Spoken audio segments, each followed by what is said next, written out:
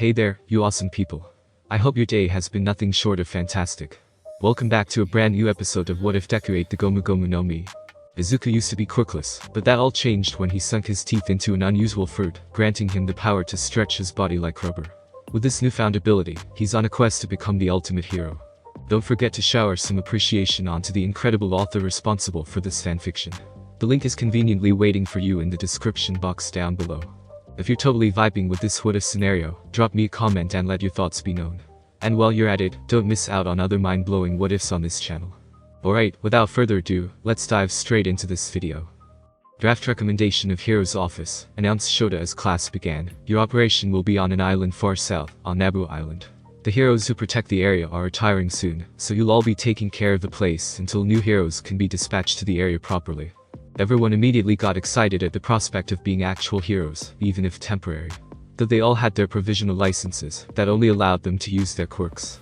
Being actual heroes to a city was a 4-step higher, allowing them to open their own agency, so to speak. Quiet down, ordered Shota, causing everyone to immediately pipe down, especially when his hair began to float in the air for a second. By regulation, teachers cannot be there to back you all up. So if anything happens, you all will be solely held responsible. Is that understood? Yes, replied the class in unison. You will be working with Class 1B together, forming the UA agency. Shield and Hatsume have volunteered to work as a support company group, continued Shota. There shouldn't be anything major that you need to worry about, but don't let your guard down. Najima should be happy about this arrangement, thought Shota to himself. For him to have Hatsume out of his hair for a while is like a vacation. Hopefully, Shield can properly retain Hatsume from creating more explosions. I've heard him praise her work ethic and being able to limit those explosions.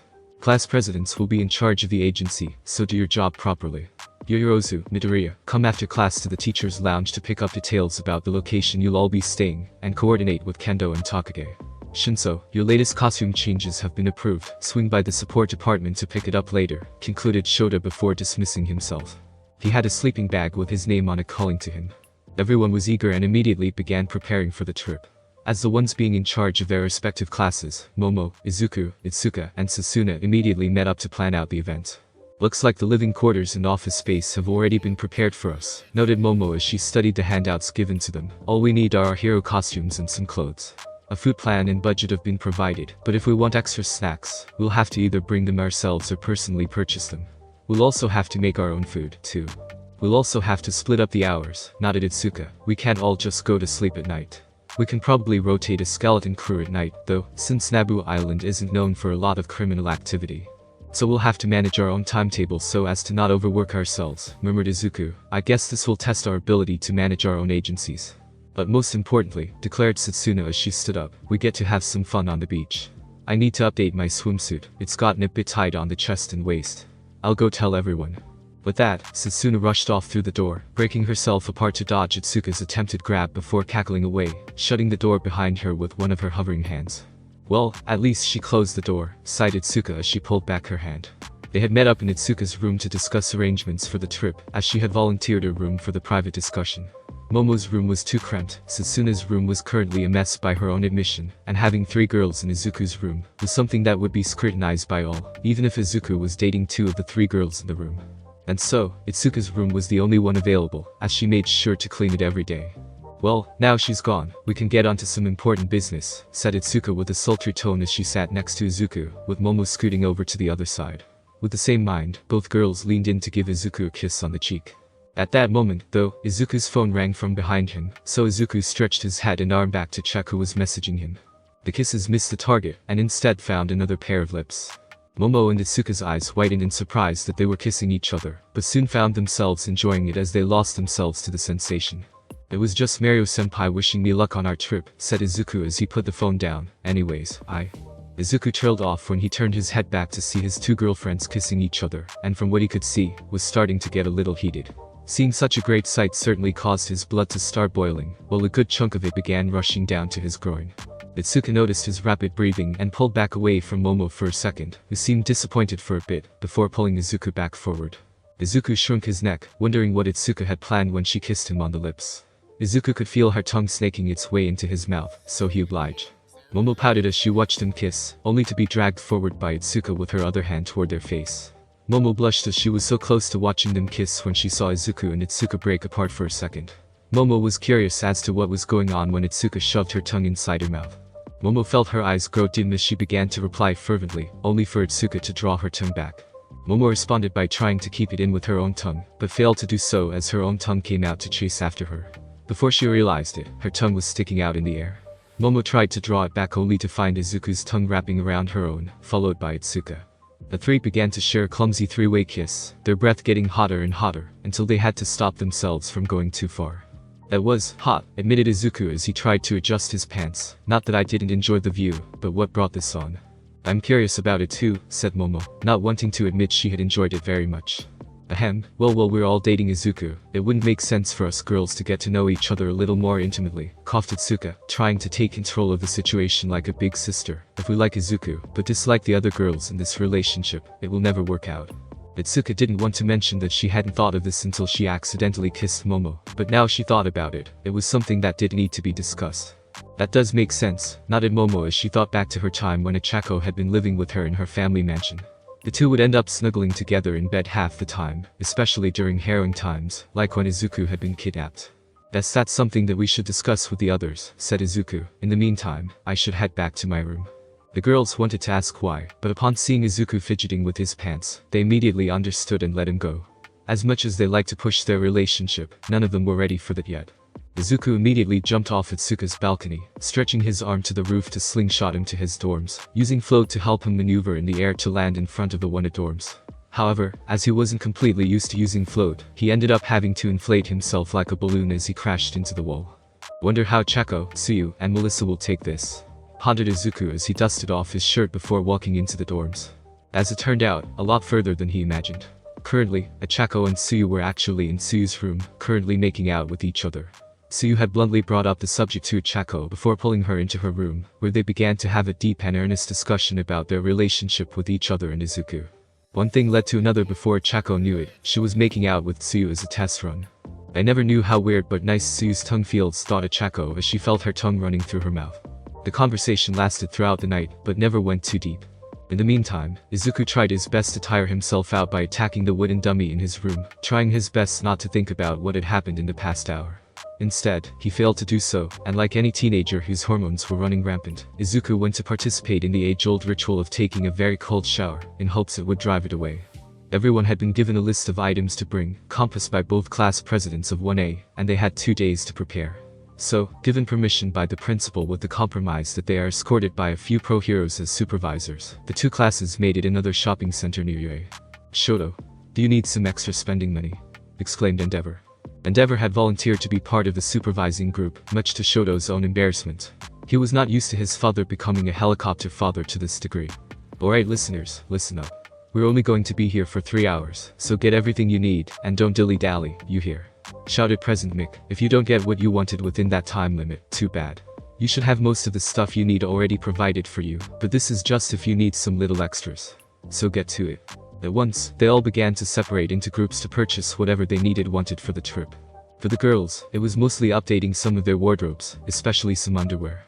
With such a strict workout routine to ensure they stayed fit along with the fact they were still growing teenagers, it was inevitable that some bodily changes would occur. That, and they wanted to get some new swimsuits, even if it was a hero excursion. It didn't stop them from enjoying the beach out there on their off time, as Nabu Island was warm all year round. Mineta was, of course, forbidden to even go near the girls, and to ensure he wouldn't be able to, Shoji had volunteered to keep an eye out on him, while Hanta taped him to Shoji, carrying the tape as if it was a leash on Mineta. "This is so humiliating," barked Mineta, as if he was a dog. "None of the girls trust you, man," shrugged Denki, rightfully so, when you tried to peek at them changing again. "You're lucky Momo didn't pull out a shotgun to shoot you that time." A Valerie in darkness, chorused Fumikage and Shihai together. "So what do you girls think of this?" grinned Mina as she came out of the wardrobe with her choice of swimsuit. "Ashido-san, are you even wearing anything?" shrieked Ibaru when they all saw her. Mina stuck her tongue out as she had purposely chosen a pink swimsuit that matched the color of her skin tone, so it seemed like she had come out naked. Of course, upon closer look, they could see her privates were all covered. "I think you're going to give some people heart attacks if they see you out on the beach like that, Kiro," said Tsuyu bluntly. Maybe for a private showing," said Mina as she grabbed a different swimsuit to try on. "Araka, you should get something cuter," said Sasuna as her head hovered over the dressing rooms. "You have the body, you should rock it." Achako shrieked in embarrassment before throwing an unused swimsuit at Satuna's head. "Takage. You should give everyone their due privacy. Lectured Abara as she used her vines to pull the floating hat down. Momo was looking at some of her choices. On her right hand was a red standard string bikini that would certainly show off her curves. However, on her left was a swimsuit that was similar to her old hero suit, but the amount of cloth had been cut to the extreme. A G-string thong bikini that barely covered her nipples as well as her crotch, and one that could easily slip off with one wrong move, especially with her assets. I shouldn't even consider this, thought Momo, but her left hand refused to put the choice down. If you're planning to use that to seduce Izuku, I'd go with that, said Itsuka, causing Momo to almost jump in fright. Don't you think it's too early for that? Asked Momo as she forcefully put the left swimsuit back on the rack, though memorizing the pattern for herself. Maybe, but I've known Izuku for a long time. I have always had a crush on him when we were much younger. I don't really see myself going for anyone else, shrugged Itsuka. Plus, Yui certainly isn't holding back on her own relationship. The two looked over to Yui to see her picking up a modest black bikini in one hand, before using her quirk to shrink the swimsuit, until it was a microkini that would barely cover one's nipple, if at all. Giving a small fist pump, she resized it back to normal before going to purchase it. The poor boy wouldn't know hidden, Momo gaped. I think it's fun. Grinned Toru as she hopped out of the dressing room with her choice of swimwear. What are we talking about? Nothing much, replied both girls instantly. I don't feel comfortable with this, murmured Kyoka as she came out with the modest swimsuit. As much as she had grown, she looked at the others with a slightly depressing feeling, as she felt her body was the one with the least curves compared to others. Don't be like that, Shroom, said Kanoko. You got a slender build that most idols would love to have. Just wait a few more years, and I'm sure you'll be rocking curves that'll make heads spin. Kyoka smiled at that compliment before heading back to change her clothes once more. Katsuki strolled down a hall, putting some yen into a vending machine. He had long already prepared for the trip, and he didn't need anything. He had only come because Ichiro and Hanta managed to force him to come to spend time with the extras. As he sipped on his drink, an old male janitor with extremely curly eyebrows, presumably to be a part of his quirk, pushed a cart and walked past him. Suddenly, the man whirled around with a syringe in hand, trying to stab Katsuki. However, Katsuki turned around and grabbed the man's wrist, stopping him from doing so. Spiky Buntail's bitch, I know it's you, said Katsuki casually, taking another sip of his soda. How do you know it's me every time? Exclaimed Himiko as her disguise melted off her face, though her clothes remained. Bitch, you can't hide from me. I told you before, try harder if you want to be my woman, scoffed Katsuki. Anyways, why are you here? Can't it be to see you? Teased Himiko. Doubt it, replied Katsuki bluntly. What's your group been up to now? It's not like Krusty Handman to be all quiet like this, especially when he was bragging about killing All Might and shit. Why should I tell you? Huffed Himiko as the two stared off for a good minute before Himiko crossed her arms under her chest. We've been busy. That's all I'm saying. I only came here because I needed some new clothes and underwear. Our last job involved transporting something, but Endeavor intercepted whatever it was we were getting. No idea what it was though. And you won't tell me where you guys are currently? Ordered Katsuki. I'm not even sure where it is, admitted Himiko. Kinda got lost after all that wandering. Only got here due to various reasons.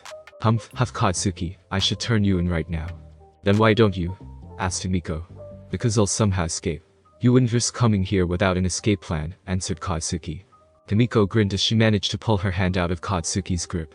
It was nice seeing you again, but I doubt we'll be able to hang out like this anymore, Himiko as she began to skip away, ready to sip on blood to put on her disguise again, when she noticed she was missing a syringe.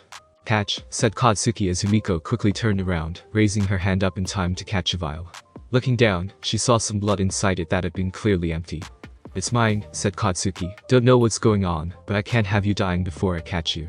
Himiko, for once in her life, actually blushed at this gift. While many others might view giving a person a vial of blood as a gift to be disgusting, for her, it was the most precious thing, even more than fancy gems. Now get going, otherwise the others will figure out who you are, said Katsuki. Himiko did, but not before quickly approaching Katsuki to give him a kiss on the lips.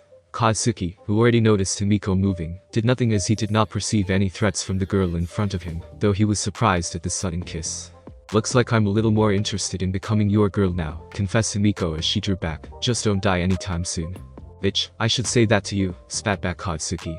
The two split apart, with Himiko donning her disguise once more before being warped away to safety.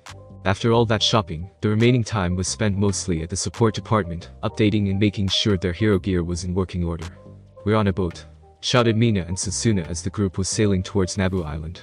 Class 1 and 1B, along with May and Melissa, were on a cruise ship, enjoying their free time for the while. None of the teachers had gotten on board, as it was a trip to allow them to gain some independence. This is another step closer to becoming a real hero, smiled Izuku, excited at the prospect. I'll show all you extras who these people can turn to. Boasted Katsuki. Me? Declared Monoma, finishing Katsuki's sentence for himself. A squabble broke out as Katsuki tackled Monoma. The class presidents and vice presidents had to be the ones to break it up, as there were no teachers to handle it for them. Wonder how mom's doing now. My stepdad has some time off. Wow, that feels weird to call him that, even if it is true, thought Izuku. Back at the Midori Yagi household, Toshinori was very busy indeed with Inko. He actually had a few days off that he didn't need to do much, and Inko conveniently also did too. So, to celebrate their free time together without anyone bothering them, they baptized every room. Being two adults who had to seal away their own libidos due to personal reasons, and now had the chance to unseal it without any form of interruption, well, they weren't going to stop until they were fully sated. Back at the island. As soon as they arrived at the island, they were greeted by the mayor of the island, who quickly guided them to the office building they would be working at. For their very first day, it was a quick meet and greet with the mayor and several officials and citizens with a guided tour around the area for familiarity. After that, everyone had to spend the rest of the day unpacking and setting up their office space and distributing tasks. Luckily, the computers they had been provided were still up to the task, and with Melissa and May scrapping some broken computers for parts to improve others. Soon, they had a proper office up and running for the next day. Itsuka and Momo took responsibility for running the office as leaders due to their position, something nobody had any complaints with. Even Monoma and Katsuki were silent when it was unanimously voted. So a small office had been set aside for two to cooperate with each other when assigning tasks. Alright, with this, the UA Hero Agency is now officially open, declared Itsuka as everyone cheered in celebration. Alright everyone, we have already scheduled patrols and randomized pairing, as an effort to get to know each other better, said Momo as she began passing out handouts. The first patrols will be scheduled to leave in half an hour. Please note that each one of you has been assigned an area. The beach is especially popular at this time of year with tourists who don't want to deal with the winter, so be careful in that area, and don't get distracted by others. As for everyone else, don't think because you don't have patrol duty that you're off, warned Itsuka. We'll be manning the computers and phones in case of emergencies. We may get requests that only some of us can do, and that may mean taking over someone's patrol duties to make room. No slacking off, is that clear? Our teachers may not be here, but it won't stop them from grading us.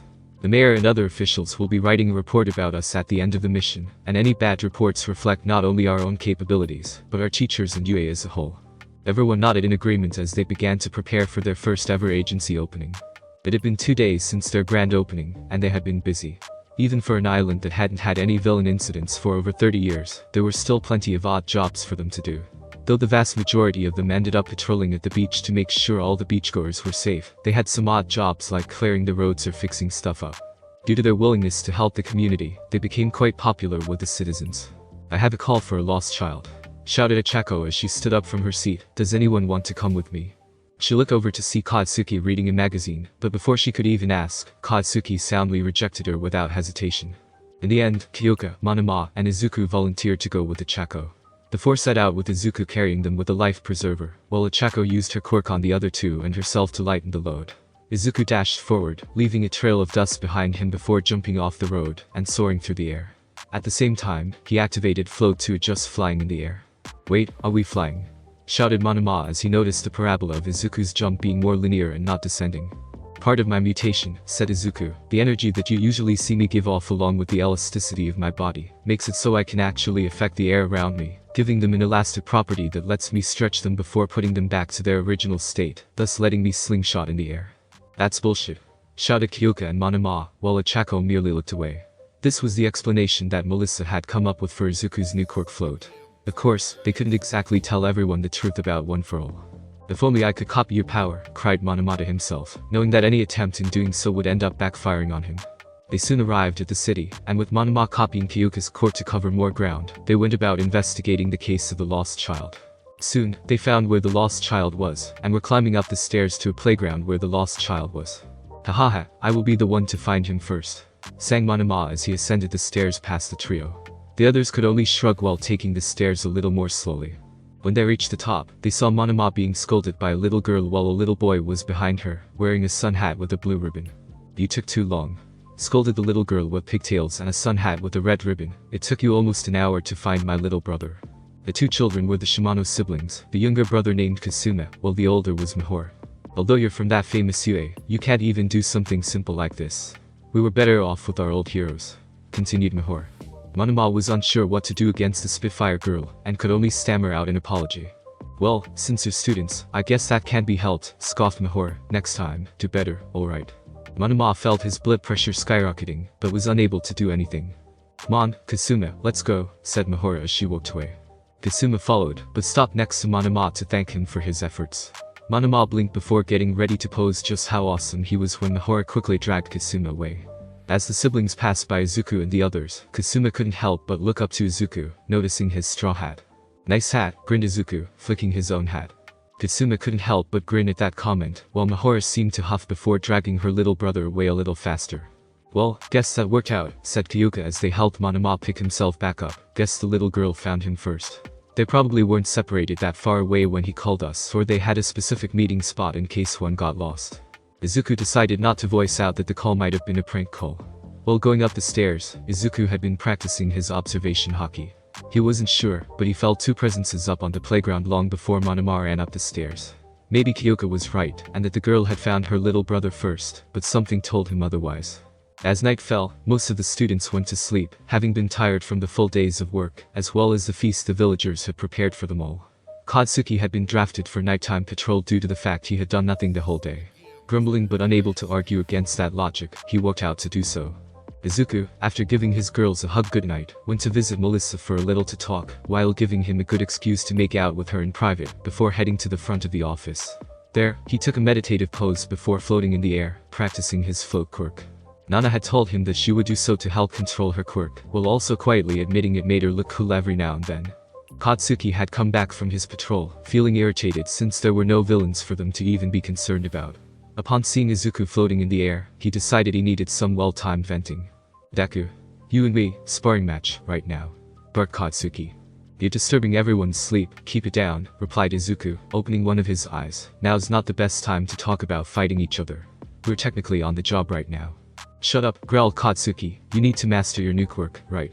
What better way to do so than in a fight? You need practice, and I need— Izuku sighed, knowing Katsuki wasn't going to shut up anytime soon when he noticed Kasuma standing in front of the office. What's wrong? Asked Izuku, ignoring Katsuki for the moment, much to his anger. You're the boy from this afternoon, right? A villain has appeared, cried out Kasuma. What? Blinked Izuku before Katsuki shoved him out of the way, grabbing Kasuma. Explain, barked Katsuki before deciding on another path. Just show me where it is. With that, Katsuki carried him like a bag before blasting himself away. Izuku groaned before quickly chasing after him. Why the hell are you coming with me, Deku? Barked Katsuki. Because if it's a real villain, then two is better than one. Especially if the villain has a hostage, then one of us can rescue them while the other fights, replied Izuku. Then I'll be the one to fight, shouted Katsuki before looking down at Kasuma. Where did you see the villain? At the castle ruins, cried Kasuma, pointing over to the ruins that connected to the mainland of Nabu Island. Say that earlier, barked Katsuki as he began to blast forward even faster, his boots beginning to explode to accelerate him forward. Kasuma could only cry for help as Katsuki continued forward. Izuku sighed as he jumped up into the air, activating float to catch up. They soon arrived at the castle ruins in time to see a giant mutated-looking praying mantis with big bulging eyes, pink hair, and green skin with yellow dots all over it. Katsuki tossed Kasuma to the side, to which Izuku quickly stretched his arms to catch him, before blasting himself upwards toward the villain. Upon reaching the villain's face, Katsuki fired his stun grenade, in an attempt to blind it first to test out its durability. It was here, however, he noticed some discrepancies. Katsuki was not the only one to notice, as Izuku's eyes narrowed in suspicion as well. Katsuki didn't even bother dodging the villain's attack as he landed, only to reveal that it was an illusion. With a huff, Katsuki launched an explosion into the ground, causing the area to shake a bit until— Kai. Mahora stumbled onto the ground after the shockwave hit her, unable to stop herself from being exposed. It was at the same time that the giant villain suddenly faded away. Oh, can't you be gentler? Complained Mahora before noticing that her plan was ruined, and that Katsuki was now standing in front of her. You summoned that fake illusion, right? Barked Katsuki in accusation. I already figured out it was fake when there were no shadows from my stun grenade. Izuku also noticed it when he couldn't hear or feel the ground shaking as the villain moved, nor did he feel its presence while it was standing in front of them. You brat, do you know who I am? Questioned Katsuki as his eyes glowed red, while Mahora began to realize that mistakes had been made. I'm not just some extra trying to be a hero. I'm Katsuki Bakugo, the one who's going to surpass All Might himself, and take the #1 spot. Katsuki angrily boasted as his eyes began to grow more and more demonic from Mahora's point of view. You brats decided to prank the wrong hero this time. Kasuma tried to apologize and ask Katsuki not to yell at his sister, only for it to backfire, as it drew Katsuki's ire towards him now. Before Katsuki could really do anything, Izuku had wrapped his limbs around Katsuki, stopping him from exploding on the two siblings. "You two should go now," advised Izuku over Katsuki's rant. "Don't play any more pranks like this, alright?" The two nodded their heads and quickly scrambled away from them, ignoring Katsuki's demands to stop. Katsuki was still roaring in anger, so Izuku decided there would be one thing that would calm him down. "Let's spar," decided Izuku. Those words instantly calmed Katsuki down for a second before looking over at Izuku with a maniacal look. "We're far away enough from causing a disturbance, and you're right that I need practice with float. However, that's all I'm going to use," said Izuku. "Throw in the stretching and we're good," bargained Katsuki. Izuku nodded as he let go of Katsuki, jumping back as Katsuki whirled around, explosions crackling in his hands. The two stared off at each other for a second before jumping towards each other with a shout. Katsuki started off with an explosion, to which Izuku quickly floated above it. Katsuki immediately launched himself upwards. "He's improved," noted Izuku as Katsuki didn't launch himself upwards with his hands, but rather from his boots instead, giving him more maneuverability and attack options, with his hands free from boosting himself up, even if it only took him a split second to do so. "Die!" roared Katsuki as he fired a chain of explosions at Izuku, who tried to drop back down to the ground. Izuku wasn't fast enough, and took a face full of explosions, sending him careening toward a wall. Izuku crashed through it, tumbling on the ground for a second, before managing to spin back onto his feet, looking up at Katsuki. Katsuki was already blasting towards him, spinning vertically to land an axe kick to the head. Izuku quickly moved to the side, dodging the attack before throwing a punch to the face. Katsuki spun his head, negating the impact before swinging his whole body around with a blast from his hand, completely dodging the attack before coming in with a left hook. Izuku blocked it with his forearm before grabbing onto the offending arm, pulling Katsuki forward before trying to hurl him into the ground. Katsuki quickly countered by blasting the ground before he made impact, forcing Izuku to lose his grip before flying up into the air. Izuku jumped back to recover, looking up to see Katsuki hovering in the air with explosions for a second. Without needing any prompting, Izuku launched himself into the air once more with float. The two clashed against each other in the air, dodging and parrying each other's attacks. Katsuki gained the upper hand, as he was more adapted to fighting in the air than Izuku was. Izuku was sent hurtling toward the ground with a well-timed explosion to the chest. Izuku quickly landed on his feet, looking up to see Katsuki already spinning towards him with a hotzer impact, going even faster than usual with his boots accelerating his attack. Izuku quickly jumped to the side to dodge, only for Katsuki to track towards him. "You thought I can't turn with this attack, didn't you?" roared Katsuki. "Too bad, I can now." Izuku pushed himself high into the air to buy himself some time, using float to stay up in the air. Katsuki managed to swerve his attack back up into the air, spinning even faster as he chased after Izuku. Izuku didn't back away, but rather stretched his arms back behind him. With a shout, Izuku shot down towards Katsuki, using gravity and float to accelerate him downwards to meet Katsuki, who was just rounding the corner. The only downside of being able to track was that he had to decelerate for the turns. Pennsylvania Smash. Izuku's double palm strike slammed towards Katsuki. The end result was the two's palms smashing into each other upon the clash. Both teenagers gritted their teeth as the two attacks clashed against each other for a second, before it resulted in throwing both of them away from each other. Izuku hissed as he felt burns on his hands while Katsuki shook his wrist, feeling as though they had been jammed inwards. The two teenagers glared at each other before launching towards each other once more with a roar. Before the two could attack each other once more, two large fists smashed both of them to the ground. "Idiots!" roared Itsuka as she landed on the ground before them before picking up both boys with her enlarged hands. "Now isn't the time to fight. You can do that when we're off the clock back home." Half an hour prior, Melissa had been tracking Izuku's phone and notified Momo and Itsuka when he had left the office when he was supposed to be off duty. Itsuka immediately took a motorcycle and drove towards them, with Ichako deciding to accompany her.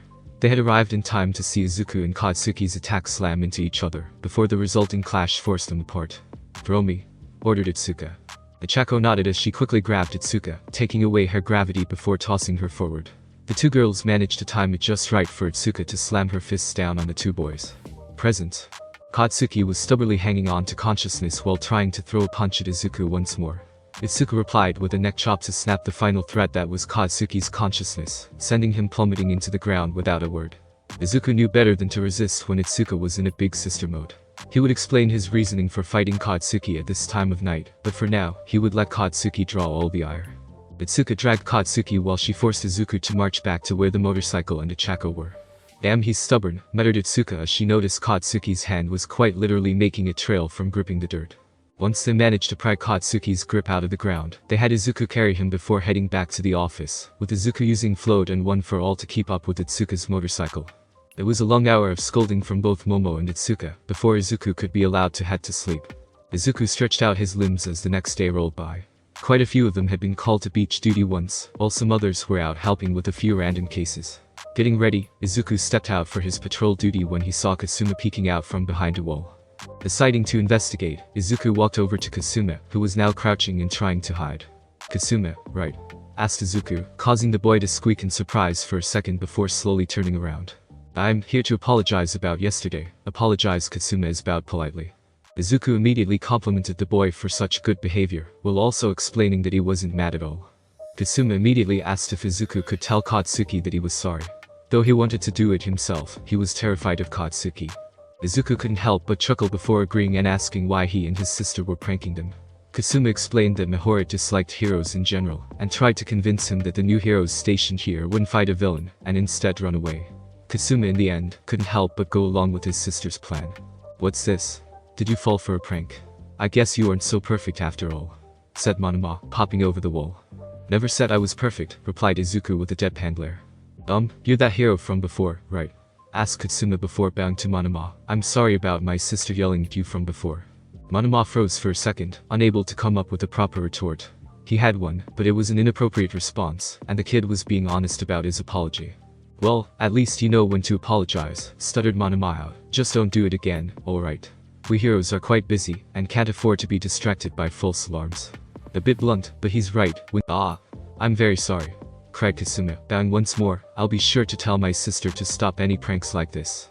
Izuku looked down before noticing the headshot badge on Kasuma, and complimented Kasuma about it, who looked happy.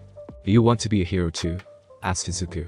Kasuma froze for a second before looking down at the ground. "My quirk isn't suitable for becoming a hero, and my sister says it's too dangerous."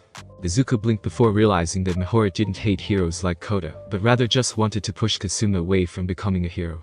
The two talked for a bit before Izuku managed to inspire Kasuma a little to become braver before the boy left to find his sister.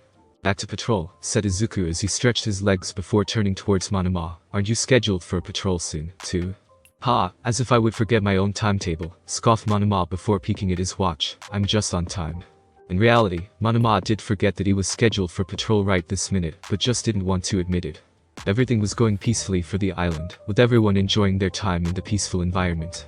As dawn began rolling in, the fishermen were either coming back from shore or leaving for the sea, depending on the company, when a giant sea cruiser suddenly came crashing through the port, not even stopping until it hit land and capsized onto his side. As the fishermen quickly began to evacuate, a group of people jumped out from the ship. While the government had been suppressing the news about heroes being attacked and losing their quirks, Izuku and the others had been out of contact with what was happening in Japan. So they had no idea that a group of villains that had invaded was responsible for such a thing. "Mummy, come here, don't let anyone hinder us," ordered the man with white hair and a rather defining black mask that covered the bottom half of his face, as well as two tubes jutting out from the shoulder blades. Considering everyone was looking to him for orders, it was clear he was the leader. Hoyo Makihara, aka Mummy, a man covered in red bandages, and Shijiro-kan, aka Chimera, a man with animalistic traits from varying animals such as a wolf head, eagle talons for hands, and a reptilian tail, nodded. "Anything special?" asked Chimera. "Do as you please," replied the leader before turning to the only female of the group, Slice. "I know, 9, replied Kuruka Hasaki, aka Slice, a woman with bright red hair that extended down to her thighs. The now named 9 looked over to the side as two more figures came out of the ship. "You'll follow me," ordered 9. "Are you sure?" asked Slice in a slightly worried tone. "They're just a newbie we found that was on the same ship. We can't exactly trust them." "No worries," replied 9. "I am more than enough to take care of them, if they foolishly decide to betray us. But they will not. Their eyes tell us everything." The hooded figures merely nodded as he followed 9 and the others off the ship, while Slice began destroying all ships on the harbor with her quirk. Mihara and Katsuma were at the playground overlooking the harbor, seeing all the destruction that was being wrought. Terrified, the two began to run, but not before Kasuma managed to convince Mihara to call the hero agency to warn them about the villains attacking. Katsuki had just gotten into his hero costume, making his way to the front when he heard the phone ring. Picking it up, his automatic response was to ask if it was another useless task, only to hear Mihara panickedly shouting on the phone about villains. Still irritated about the prank from yesterday, Katsuki had been ready to hang up the phone, thinking it was a prank call when Izuku came rushing in, grabbing the phone from him. "Hello, I'm Deku," said Izuku quickly, hoping to save whatever request it was. In the port. The line was cut short, causing Izuku to blink before turning to Katsuki, asking if Mihora had said anything. He had recognized the voice, but hadn't heard the prior conversation. Katsuki merely shrugged, saying he hadn't heard anything either. Meanwhile, Chimera had just finished destroying the telecommunications center. Deciding to check it out, Izuku rushed back out, heading to the port in case there was a real emergency. Meanwhile, at the city, Mummy had started indiscriminately attacking the city, causing the citizens to panic and run. The first heroes to respond were Toru, Yuga, and Minoru, as they had been in the area. The trio began their counterattack, but Mummy was utilizing everything in the area, wrapping the object with his bandages, before transforming them into his projectiles. "Contact the others," cried Minoru as he was tossing his purple balls at the incoming projectiles, while Yuga was trying to destroy them with his naval laser. Toru nodded as she quickly picked up her phone, only to discover she had no signal. Luckily, they had Melissa and May who had created earbuds that used short-burst radio waves, in case such a situation happened. She only hoped that it would be enough to carry over to the others. Requesting assistance at the commercial area. "A villain has appeared," shouted Toru. Meanwhile, at the beach, Ojiro and the others were busy evacuating the beach while fighting Chimera. "Call the others," said Ojiro as he charged toward Chimera. "Focus on evacuating the citizens, I'll distract them." Ojiro jumped into the air, spinning rapidly before using his tail to attack, only for Chimera to easily block it without much effort. Jumping back to avoid being an easy target, Ojiro ended up having to dodge several rocks being thrown at him, before Fumikage swooped in to save him. However, even with an additional hand, Chimera barely seemed fazed at all. Shoji quickly tapped his earbuds to report the situation, hoping it would travel to the others. Fights of all fronts were occurring with no easy victory in sight. Thanks for listening. I do hope you enjoyed. If you want the next part of this video, like, subscribe and comment down below, and turn on the bell notification. And also check out other videos that I have created and enjoy. See you in the next video. Peace.